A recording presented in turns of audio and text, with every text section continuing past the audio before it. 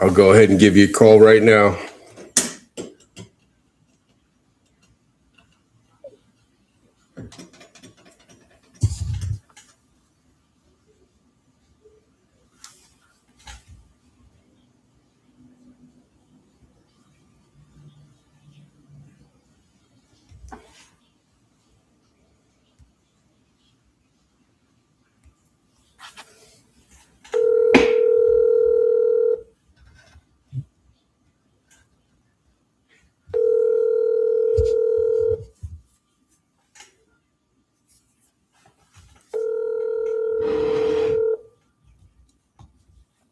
Your call had. Hey, what's up, Milton? Hey, Ray. Hey. So, pretty much ready for this. I don't know about the Zoom just because it's, I've got the live stream going that I recorded on. And then it's really just you being able to record it and send it to me in a way that I can upload to my computer. Okay. Perfect. Yeah, we'll do it. The way that you've been doing it. I was just throwing it out there. I wasn't sure if that was another option for you or not. I don't know really, as long as it's uploadable is the main thing. Okay. Cool. And I know that it's worked the other way so far. I've been able to do it once. It was a little bit of a learning process. Yeah, all good. Yeah, I'll stick with the iPhone. Okay. So yeah, man. Basically, the pre-conversations just kind of what do you want to go over on your side?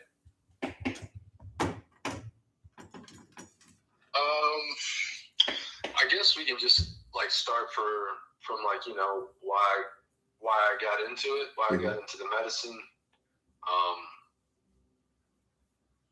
kind of like what it's done for me personally, right? And then just kind of go from there. That's perfect. That's kind of where I was having a feeling of going myself, you know, Okay. Seeing it more as a, you know, you already are on the path of getting this going and you've already been doing it.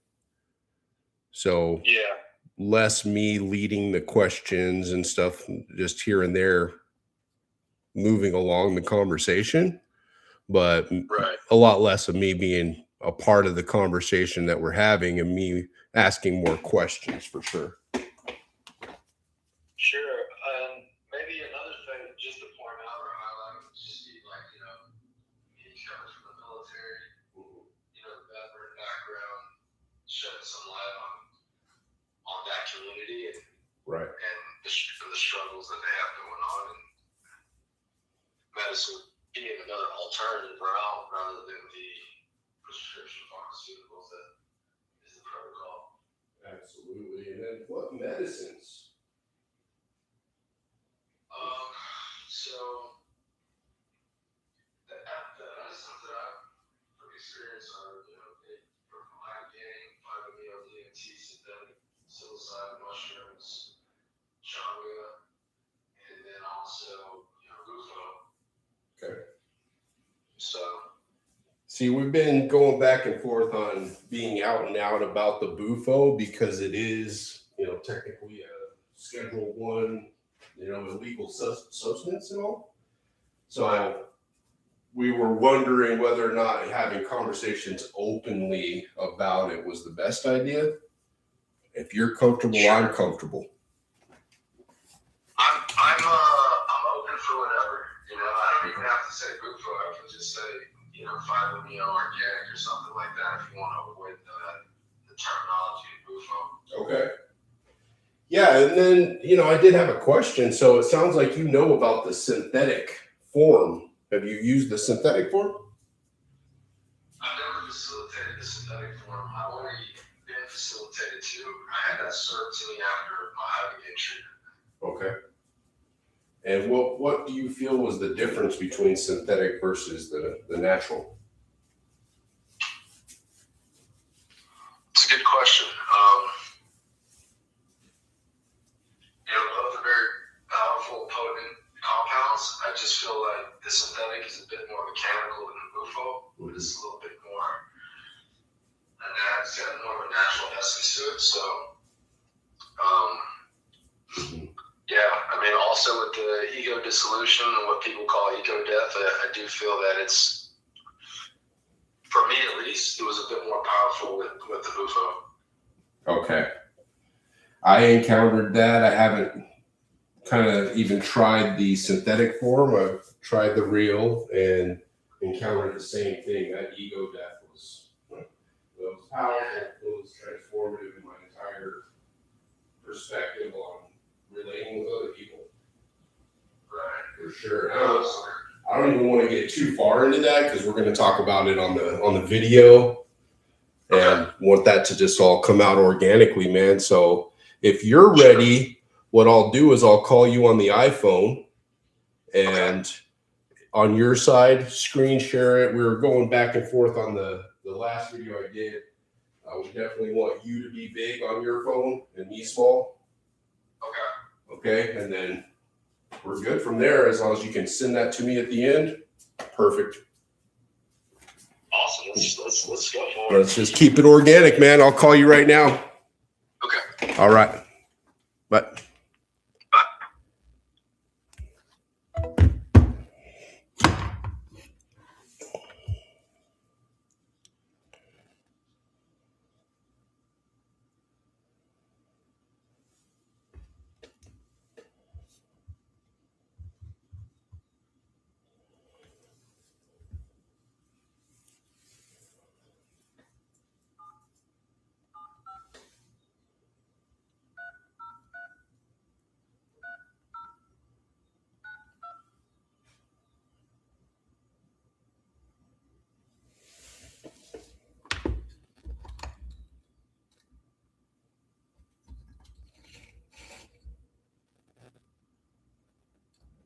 Hey, what's up, Dalton? Hey. So I got you started on the FaceTime, I believe. There we go. There we go. All right. Well, good to meet you. Good to meet you, Elton.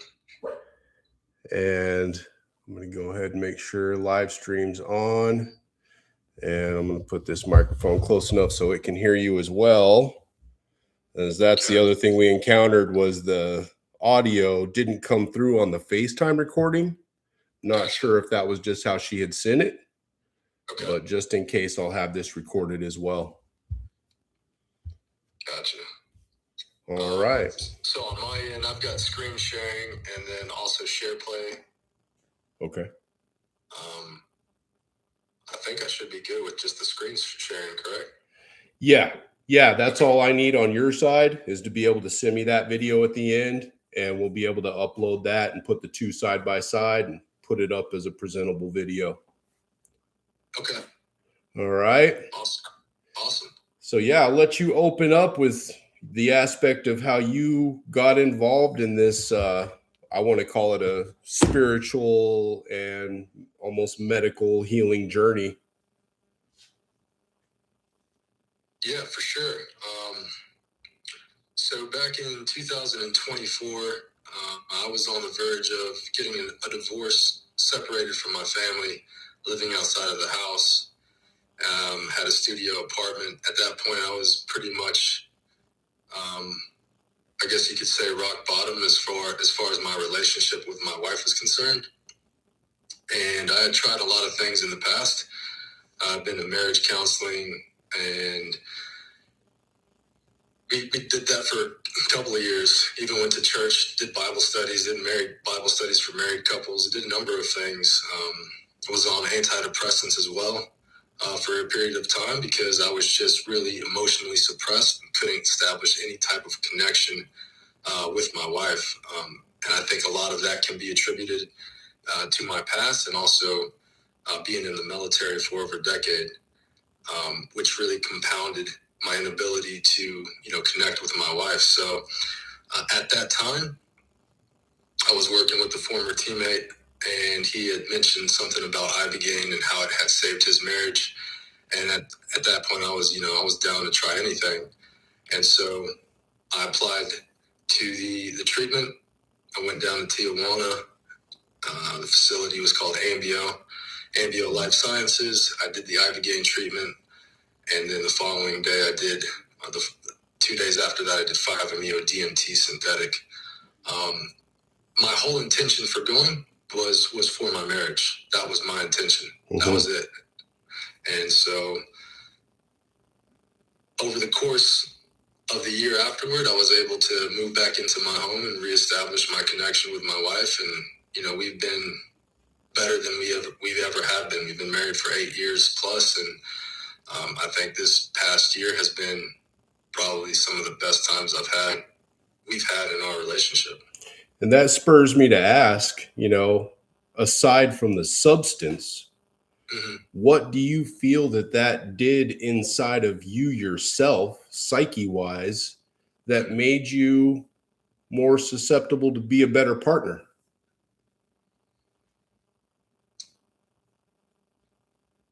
I would say the experience that I had with the Ibogaine, it lasted about 16 hours.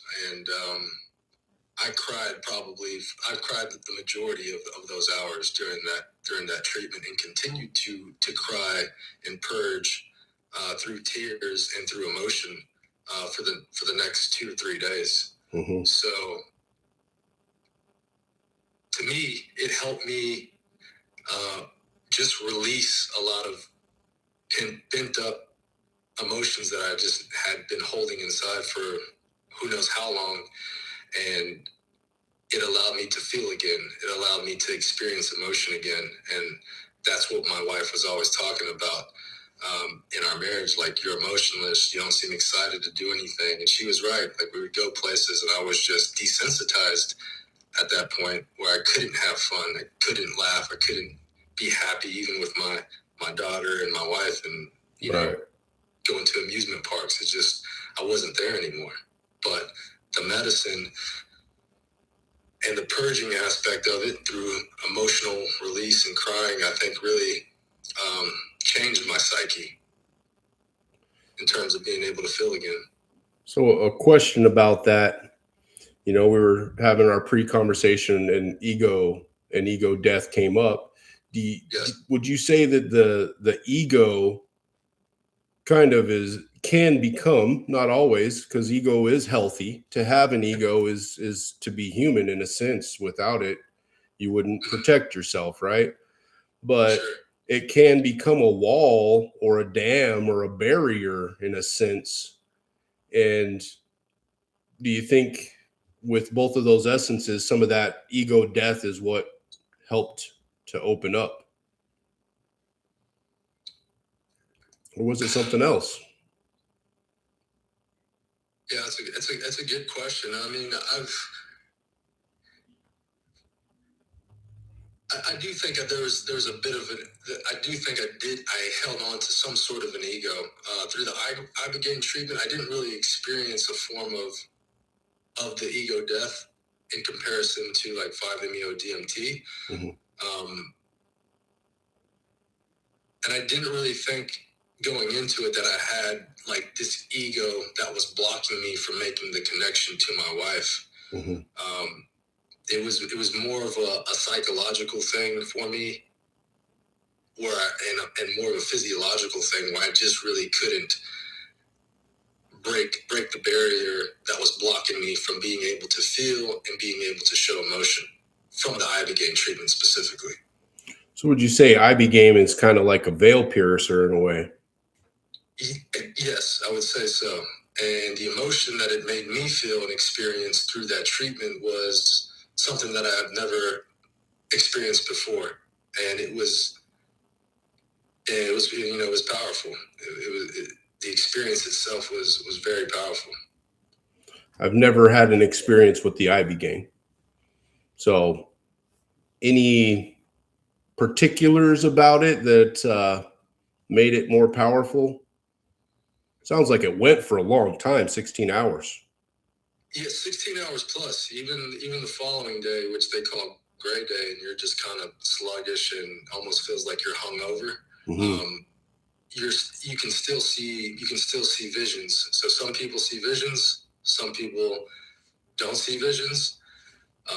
One of the things that they tell you coming into the Ibogaine treatment is the medicine doesn't give you what you want; it gives you what you need. For me personally, I started to experience visions right off the bat. Ibogaine is a very particular, I think all sacred medicines, to include Ibogaine, are very sacred in the fact that you're able to communicate with the medicines in various forms, whether it's through voice, thought, or even movement, body movement. So one thing that Ibogaine was teaching me and showing me was how to communicate with it initially. So if you can imagine being on Instagram and flipping through reels with your thumb, Ibogaine was allowing me to switch through visions just by blinking my eyelids. I caught on to that within the first 60 minutes. And when I would blink my eyelids, it would show me something else. And that lasted for the entire 16 hours. And sometimes I could just hold my eyes open and just watch what the medicine was showing me. And at times, if I couldn't understand it, or things were getting like weird or strange, I believe, when you're in a room with 6 other people under the medicine, there's all these energies going around. So you can get influenced by these other types of energies, and you can tell the medicine, hey, like, can you show me another way? Or can you block what's happening, or block what's trying to invade? And the medicine will listen. The medicine will communicate with you. And when you say the medicine, because in my experiences with different substances, and I call it interaction with different energies and spirit, I have that sense of it is a spirit. Yes. And that spirit is what's opening me to these different perspectives of seeing not only myself, but my relationship with other people's energy.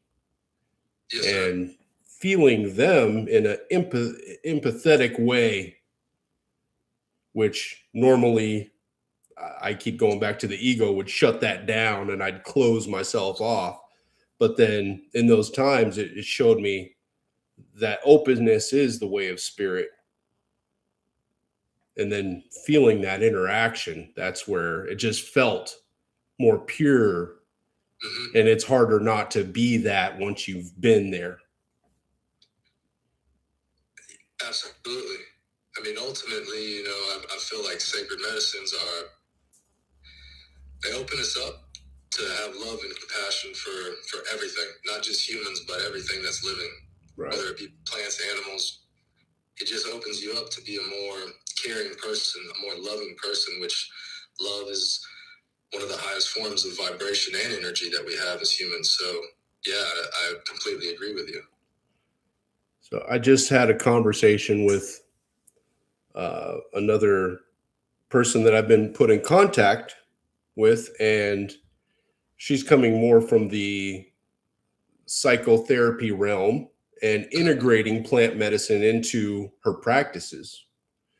And it seems that that's where all medicine's heading, because there is, as I keep having these conversations, an awakening going on that's kind of obvious in the collective consciousness. And people are seeing that science and medicine alone aren't solving the problem, but back to spirit, that's awakening with the old ways, is doing more than medicine ever did. Traditional medicine, that is. So integration with psychotherapy and plant medicines. What do you think of that? I think if it's the ultimate, if the intention is right, if the intention is clear, then yeah, I'm fully supportive of anybody trying to use or incorporate or integrate plant medicine into helping someone heal and be a better person at the end of the day. And not just be a better person, but a person that can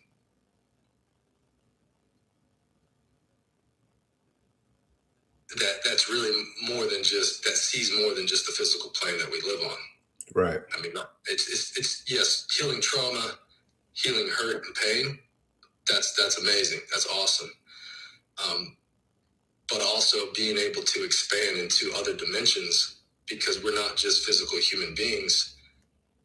That's where the true power comes. And if that's what we're all trying to do, then yes, I'm 100% on board with that. So you just touched on a point of what I had said to her in our conversation was, I get psychotherapy, and if I were to choose any psychotherapist, it would be the Jungian way, of integration of shadow aspects, and definitely he followed more of an esoteric line of thought. Mm-hmm.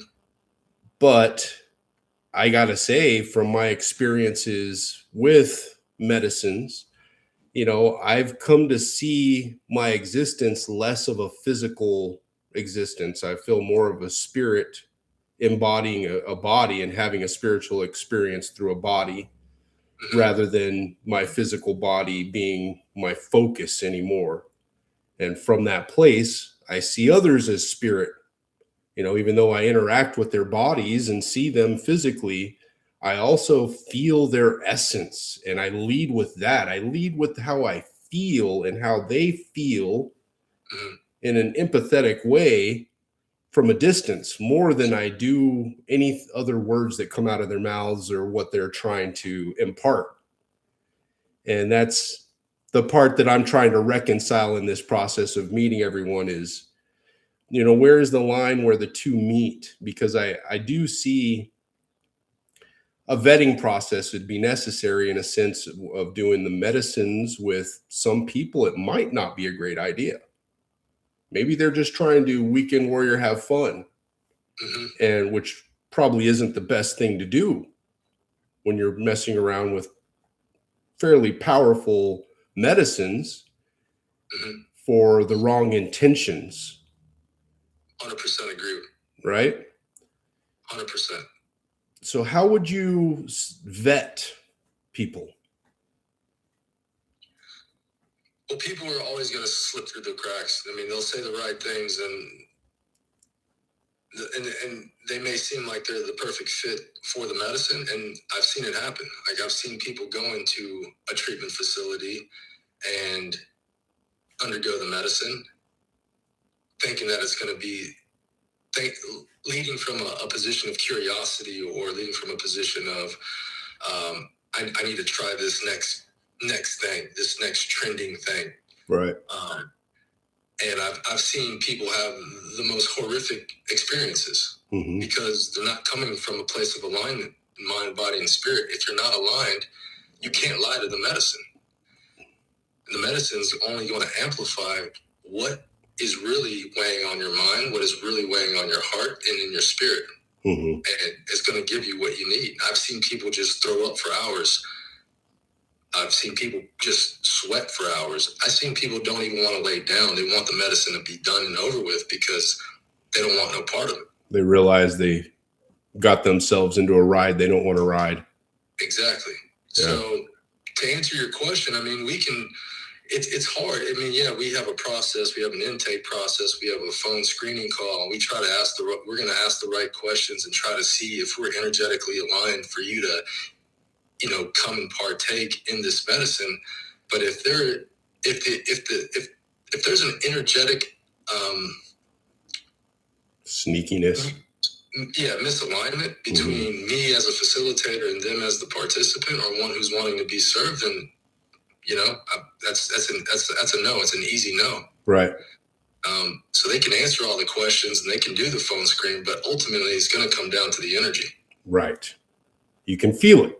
If it's right, it flows. If it doesn't flow, it doesn't go. Exactly.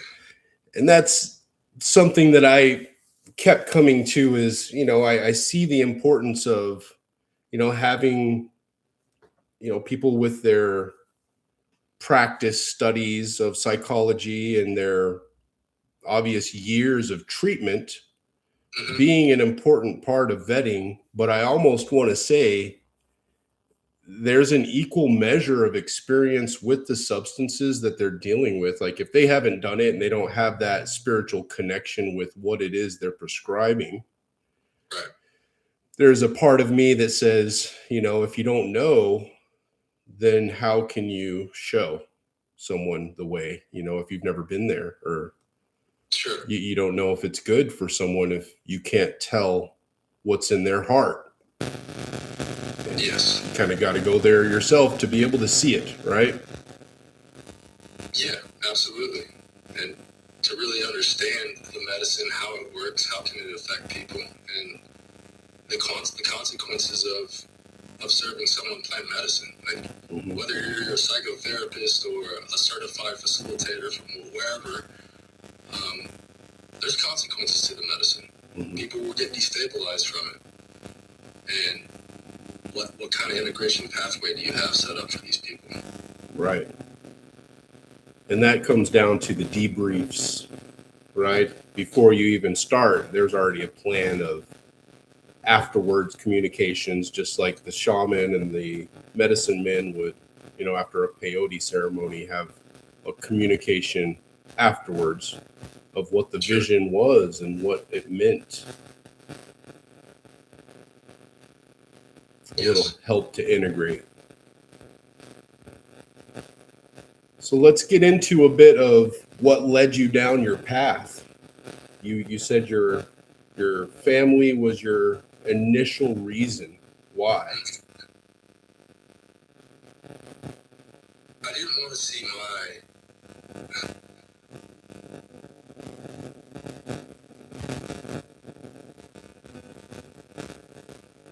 I didn't want to see my daughter.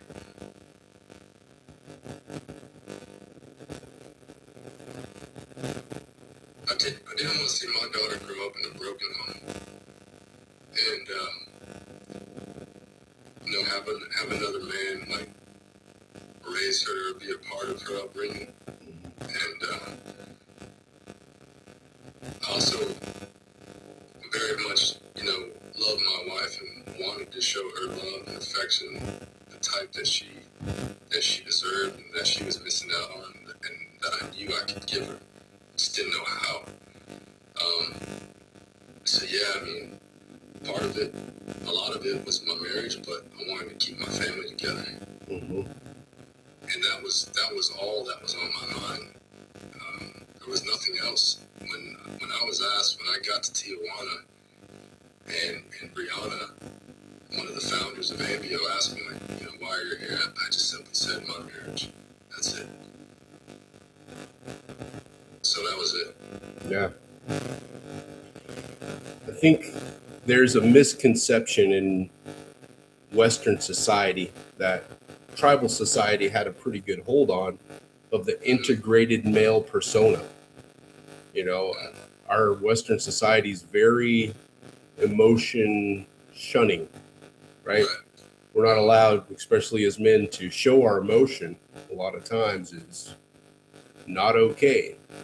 But then I do see this aspect of an awakening in that sense in these last few years of it being more and more accepted because more men like you, like me, who are professionals in fields where we're looked up upon as definite, we know what we're doing and what we do, and we're looked up to by younger men. They respect us just naturally. And in that way, I personally having my integration process go through, through plant medicine and then life just kicking me in the face and me dealing with it in a straightforward manner. I've not shunned my emotion. When I felt, sad, I express it, and a lot of times people will look at you weird, but then when they see you do it, they feel okay to do it too. Yeah. And that's a powerful aspect, I think, of the plant medicine and old school warrior society way of being okay with being in your emotions. Sure. And not hiding it. I think that's a huge part of our society these days is being expected to be robotic. Yeah. And especially in the military, Yeah. Being vulnerable and emotional is not really part of the process there. But like you said, it's important to experience and express the emotions that we feel on a day-to-day basis, whether it's sadness, happiness, joyfulness, anger, frustration. Like plant medicine helps us. I think, for me at least, plant medicine has helped me just, okay, I'm in this emotion. It's okay to express this emotion. And it helps me better manage that emotion. Like sadness or frustration doesn't have to throw me off track. It's just something that I see, I embrace it, I let it pass through, and hey, we get back on to what we're doing. Yeah, I used to identify as a younger man in my 20s as I had one emotion, and it was anger. Yeah. In any heightened emotional situation, that's where I went. I went to anger. It could be good things even, so it would turn on me somehow. And that was the huge change of that process for me, was being able to not express the singular emotion. Every emotion didn't turn to that anymore. I was able to actually feel what was in front of me. Now, I very recently did experiment. I want to say it wasn't so much of an experiment. It happened naturally. The toad medicine I felt was something that I should experience, because having these conversations and then the way that it seems that the group is going to be forming of the people that I'm talking about and talking with towards a university of medicinal use of, not only toad medicine, but other medicines for mental health, spiritual health, and awakening of spirit is what I like to call it. It was an important part for me to experience, to be able to know what it was. And I want to say I didn't seek it. I was open to it, and it happened. And through that experience, I did experience what I thought I had before. I thought I had encountered that ego death before. And maybe I've come real close, but having the experience that I did, it was a different experience for me, for sure, than what I encountered in the past, which was more conquering fear and being able to go through situations with a clear mind. But this was more seeing things differently from that point into the past and into the future, in a way that I feel more open again in my expression of self. I've been talking to strangers. I used to never do that. I had a very long conversation with a lady when I went to go buy frankincense and myrrh to see what frankincense and myrrh were about.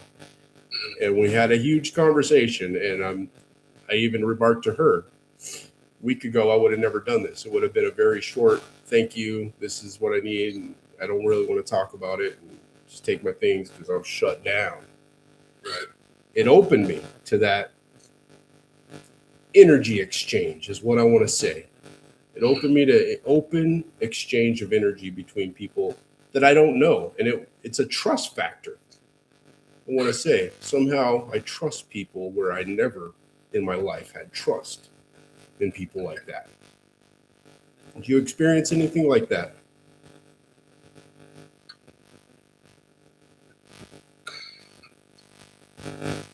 Yes. I mean, you've probably experienced, you walk into a room where you're talking to somebody and just the energy either feels right or it doesn't feel right. Mm-hmm. Either you want to get out of there or you want to continue and have a longer conversation like you just did. Mm-hmm. Oftentimes for me it's hard to describe, but it's just a feeling, it's just an emotion, and a lot of the times, and I think maybe this could resonate and you could relate to it, like in the past, that was just kind of, I was inattentive to the emotion that I was feeling. Mm-hmm. I was more on logic, I was more on strategy, I was more on X, Y, Z. This is how you get from point A to point B. Like there was no emotion involved in it. It was all logic. And now with the medicine, the emotion is much more present in my life.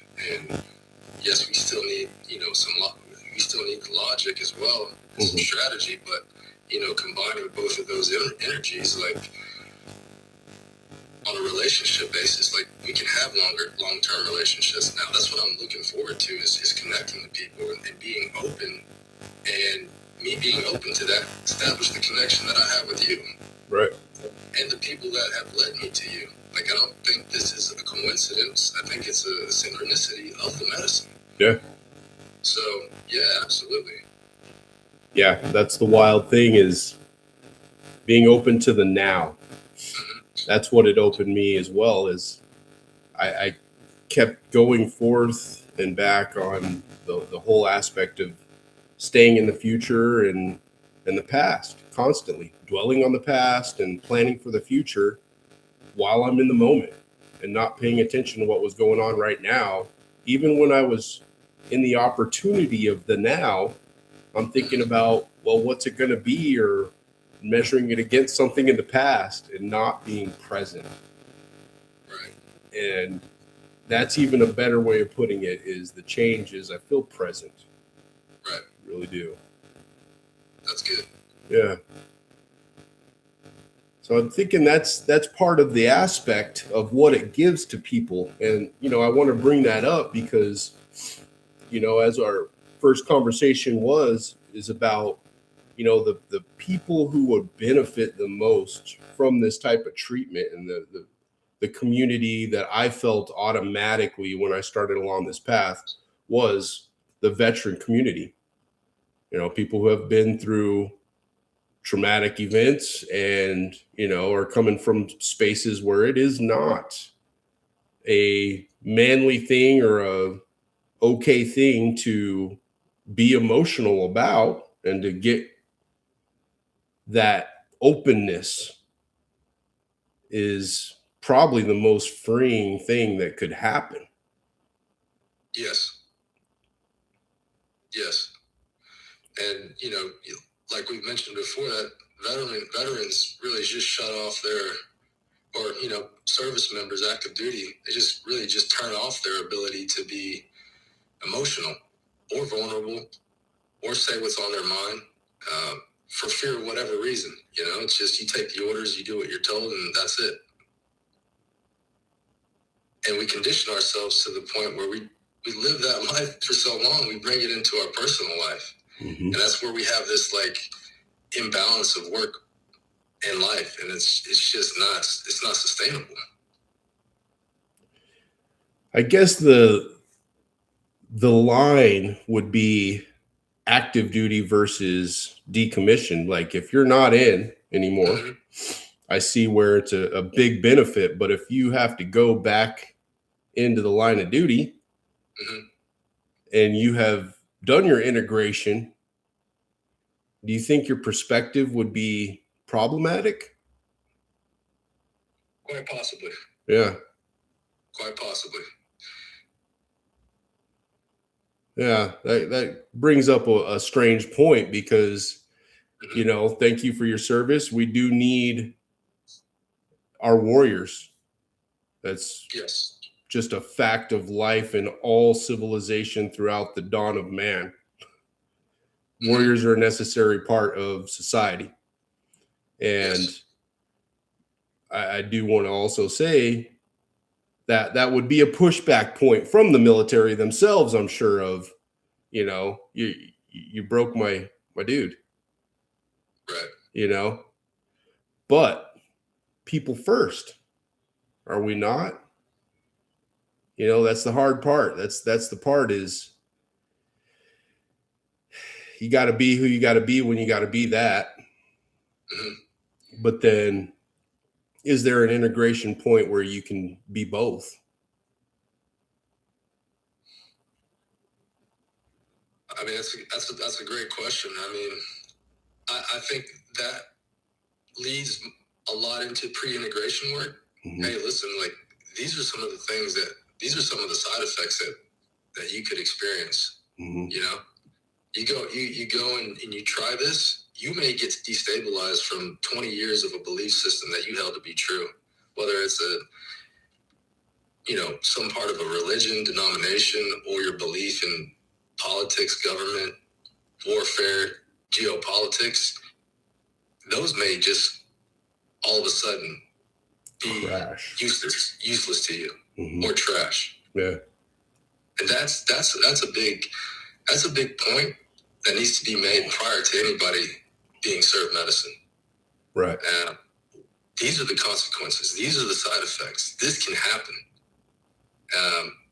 And what we do is integrate, is continue to integrate in mm-hmm. order to bring you back down and get you through everything that you're trying to clarify from the medicine. So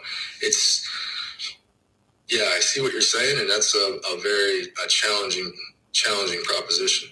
I bring it up because it did come up in my mind, as a dualistic thinker. I definitely always like to play the devil advocate a little bit here and there.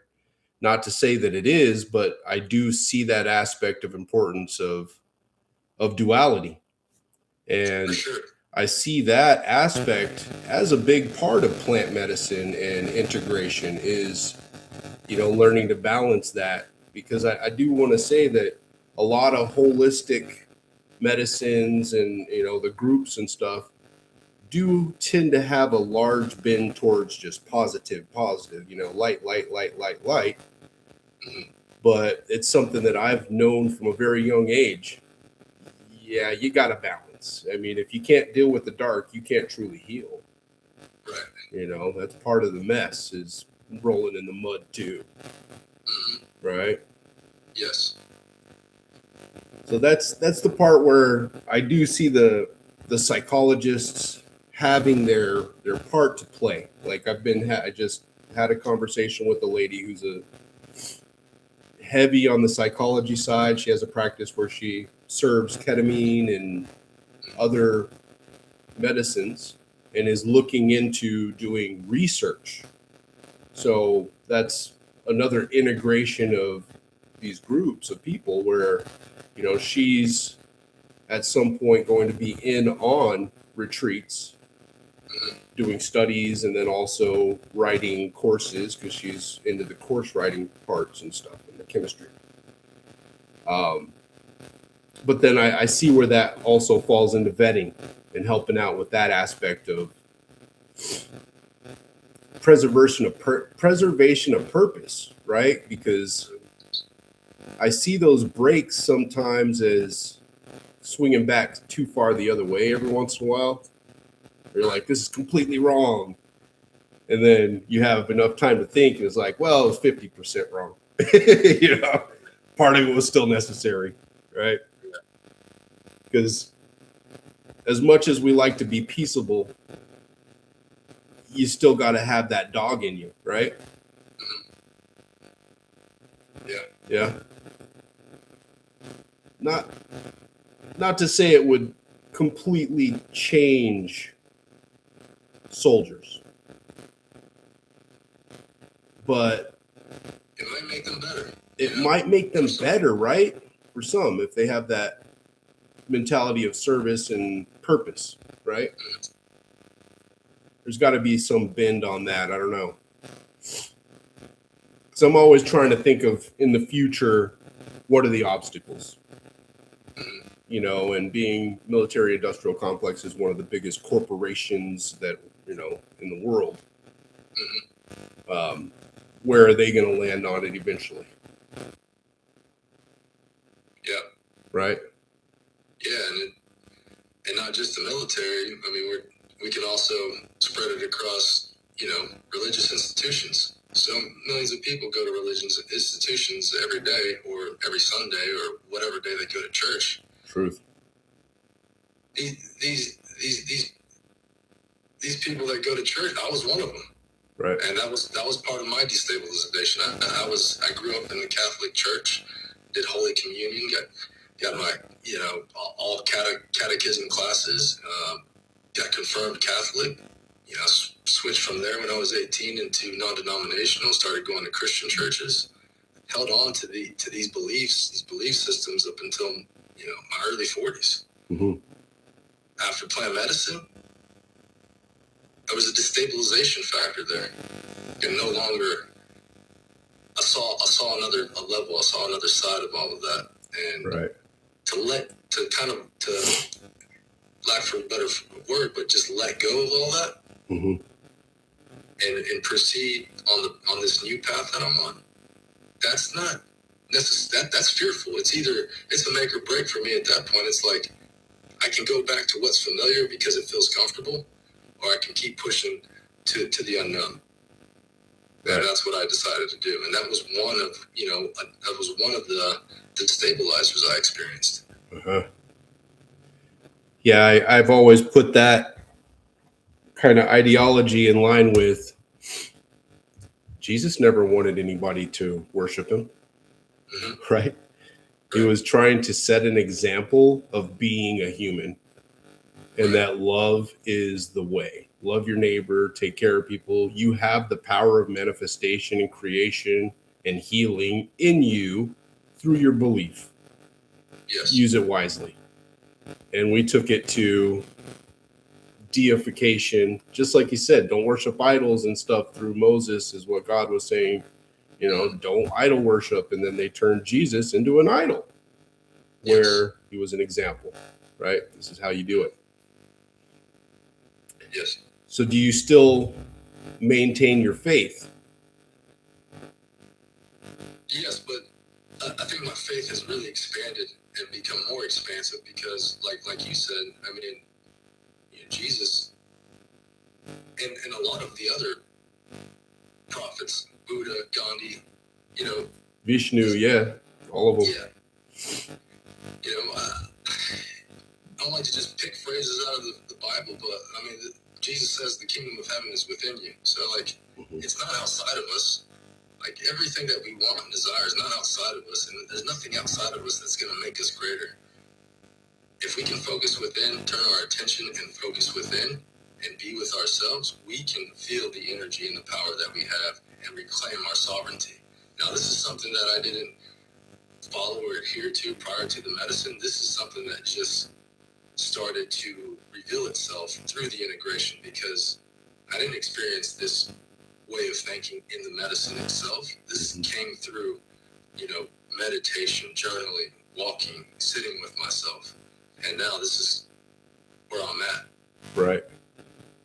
And it's a powerful thing. And this type of behavior, this type of living as a sovereign being will break churches, will break religions. Yep. And religion doesn't want that. No, there's no money in it. Exactly. There's no money in it. And that's where I brought up that point before about awakening the spirit being, that we are spirit embodied, but we are spirit first. And that is the everlasting part of us, is that spirit essence. And once you know that and you're experiencing life from that spirit, I think that's where you start to notice these different perspectives of being a human. Yeah, it's mind opening, it's mind altering. Absolutely. For sure. Yeah. So these groups, are you part of any other groups that you have the open conversations with?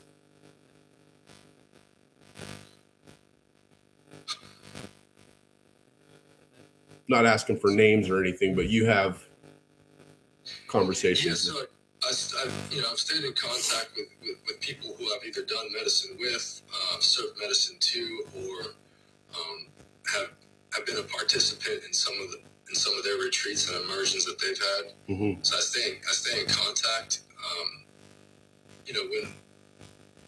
Whenever, I try to stay close to the people that I'm aligned with energetically, mm-hmm. and we share the same vision because it's a collective thing, right? Like we're all in this together. It's not just me. There's a lot of people who see what I see and on the same path. Yep. And so it's a collective group. It's a collective conscious, and it's continuing to grow. Yes. I ask that because in my daily life, I continue to be me. And it's baffling and confusing to most people. Yes. Because there's this sense of who I am and how I operate in the world that's off-putting.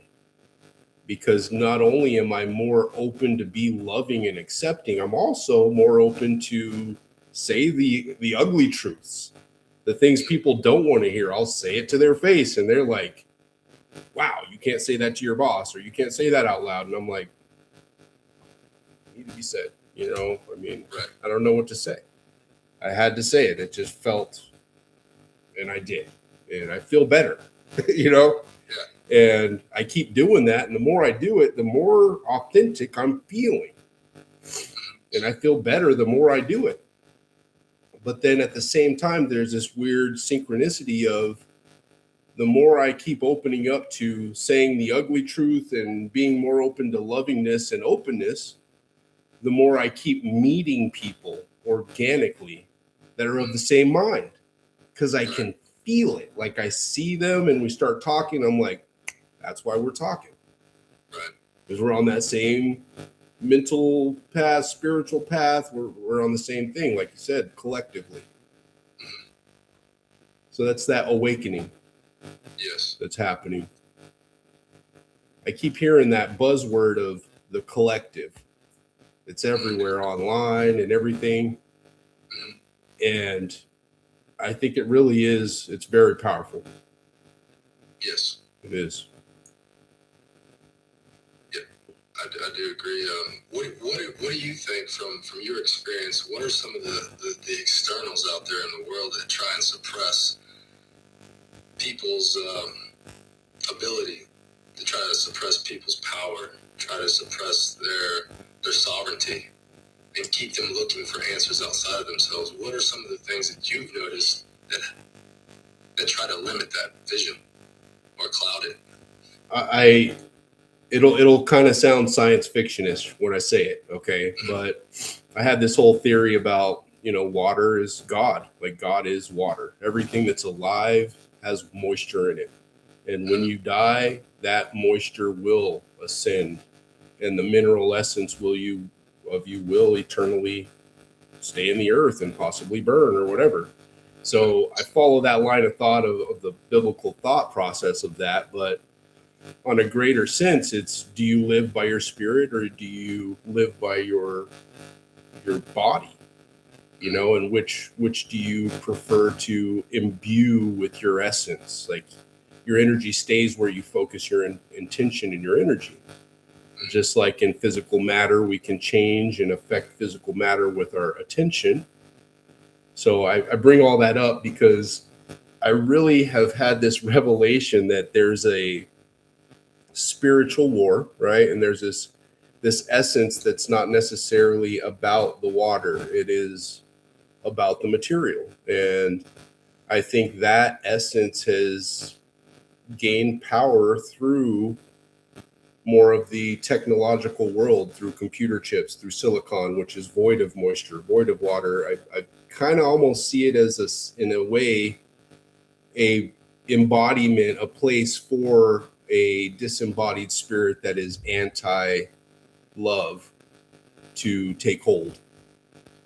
And not that it is more than just a tool and a vehicle, because it is, but in a sense, I think that is why the pervasive spread of, the internet has more porn on it than anything else combined. You put every other thing on the internet on it and measure it against the amount of pornography and foulness, and it still pales in comparison.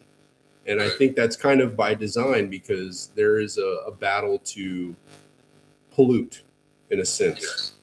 And that driving force to pollute our spirits is, I think, the main battlefield is through the mind, through technology, and through culture that it's forming and pushing in these things. I think it is a disembodied spirit that finds its way through false culture and, pervasive technology to sway us away from our spirits and make us very base, very materialistic about our clothes, about our physical body, about sex, about these things as our main focus, so that we're not spirit focused. We're unaware of it. And, dreams. I used to smoke a lot of weed. I quit because I realized I wasn't dreaming. It used to be very important to me as a teenager. I had a large part of my life was practicing my capability of lucid dreaming and flying in my dreams. And it was a big part of my life. What happened in my dreams and being a part, living in my dream world was almost more important to me than living in this world. And I had lost that. And one day I realized it was because of weed. And when I quit, I started dreaming again. And that hit me again. I was like, well, maybe that's why they made it legal, because they're just another way to cut us off from our spirit experience as a embodied spirit and just focus on the self body, because the body is that mineral. It's the part that, because we're dualistic beings of shadow and light, we have that shadow aspect, and it's not healthy to not embody in part because it is part of us. But knowing that duality, I think it's up to us to choose what part we put our attention on. So to get all the way back full circle to your question, I believe it is the darker side of the shadow aspect that is trying to fight for its space. And it has a very strong foothold in those who have power because they are enriched by it. I've been noticing for a long time those who do some really horrible things in the world are some of the richest people in the world. And that doesn't seem to be a coincidence. It doesn't. So it seems when you play the game and you go along, you're rewarded for it. I had a little personal story, but some of my friends have done bad things, and one of them had run over a girl drunk driving, and he did some years for it. He did prison time and stuff, but I thought it was odd that while he was there, he met a woman who had a lot of money, and then he got out and bought a horse ranch and an excavating company, and he's doing very well. And I attribute some of that to, okay, well, maybe he integrated and he's done a turn your life around moment. And maybe he honestly does deserve those good things. But when I asked him about it, he didn't seem remorseful. He kind of almost blamed her a little bit, like she had somehow not been living a good life, and it was kind of her fault that she was in the way. Yeah. And I was like, I don't know, man. I don't know if there's a reward sometimes for giving in, because I don't know if the material world is really, as some people have said, is the material world is the devil's world. Yeah. We're kind of living in hell in a way, in a sense, but it is a hell that we create for ourselves or we make it heaven. It's all in the mind and our perspective. It's like Jesus said, we are the creators of everything. We're manifestors. We have the power of God within us. We have the power of manifestation and creation. So where we focus. But I look at technology and society as being guided by television and music and stuff into a dark place.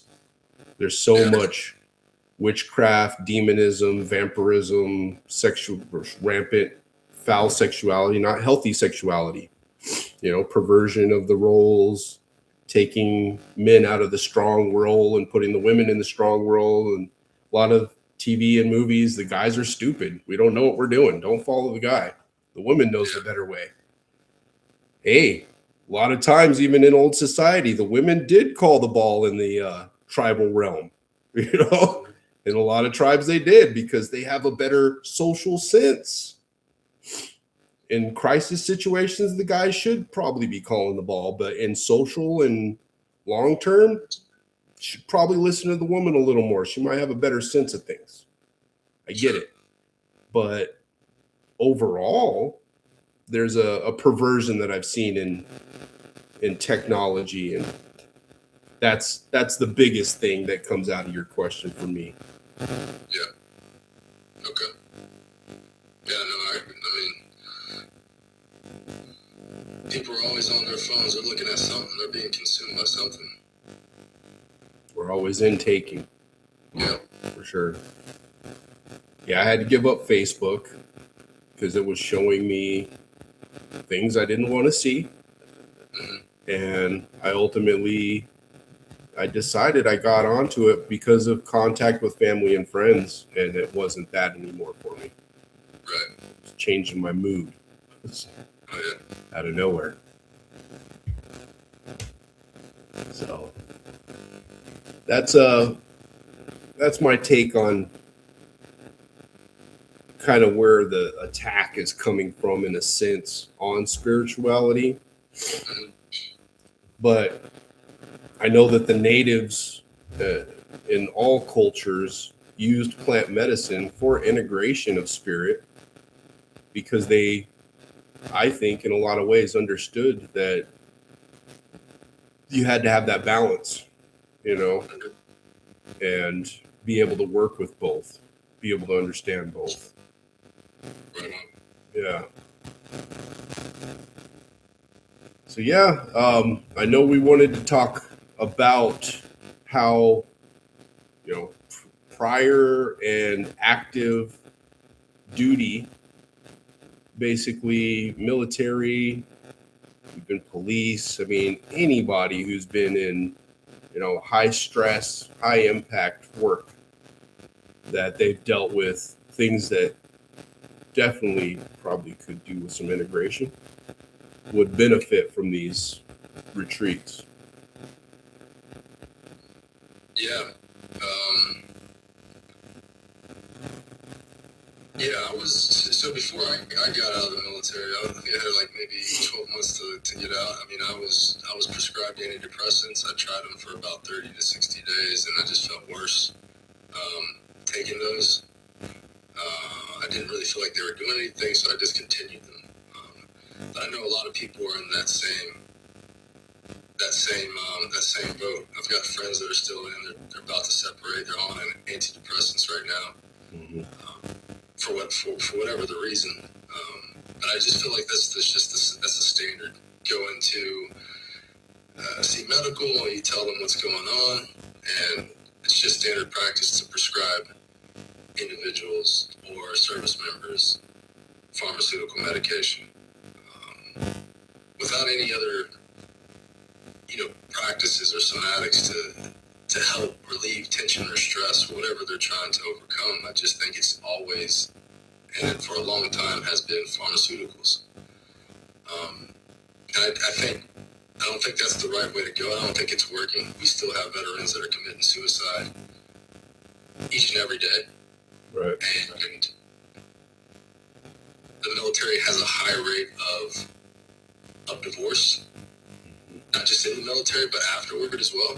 So I think a lot of that is stemming from other problems. It's stemming from pharmaceuticals for one, and it's stemming from misdiagnosis or mistreatment of service members, active duty, and veterans. Mm-hmm. So I wanted to ask your question back at you is, what would you count as kind of the source of the negative aspect? What's the attributing factor that you see coming at us?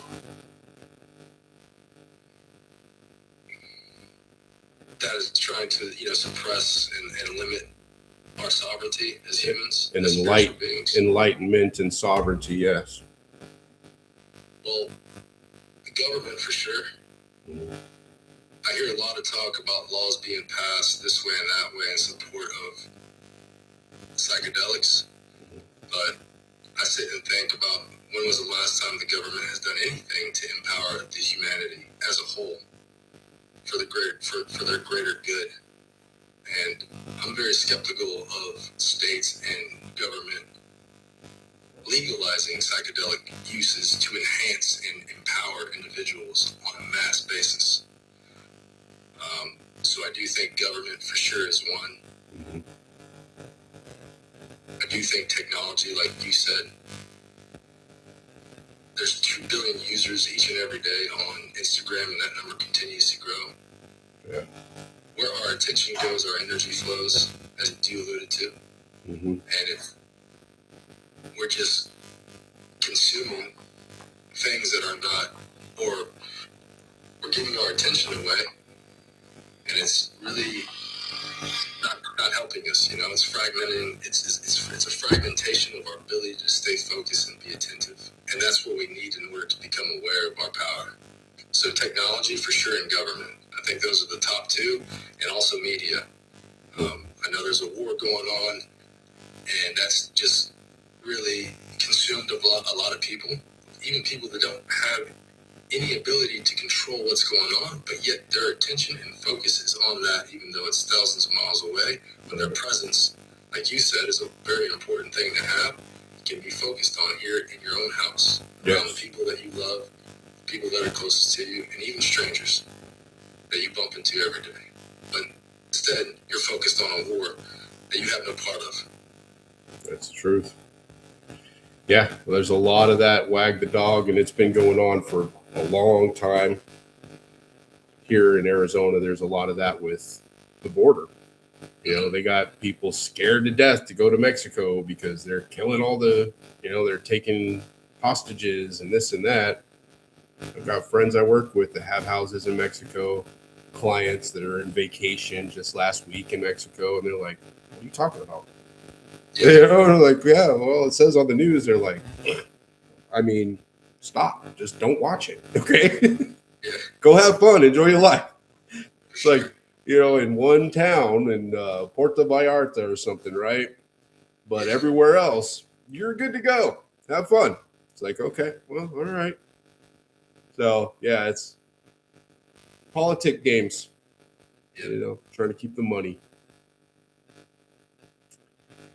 Well, man, anything else you want to bring up? No, I appreciate your time. I appreciate your energy and the mission that you're on. It's good to meet people like you and talk with you about these things, because we continue to raise the awareness and continue to vibrate this energy, this good energy, this energy of transformation and expansion. So, yeah, thank you. I appreciate it. Absolutely. Appreciate you taking the time, and definitely appreciate your perspective. Absolutely. It's definitely much needed for people to hear. For sure. Likewise. All right. Have a good night, man. All right, brother. Thank you. All right. Bye.